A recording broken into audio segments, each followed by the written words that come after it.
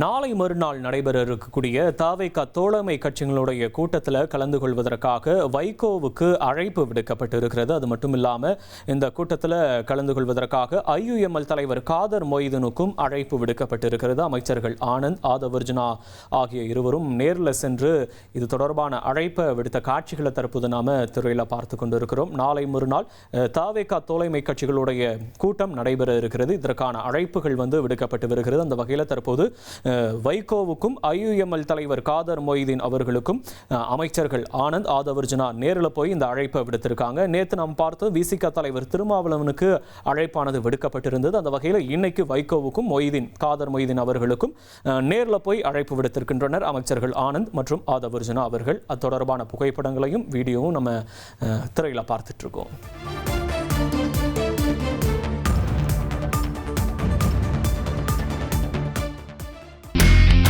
இனி செல்லும் இடமெல்லாம் செய்தி. தந்தி டிவியின் வாட்ஸ்அப் சேனலை ஃபாலோ பண்ணினா செல்ல இருக்கும் இடமெல்லாம் செய்தி.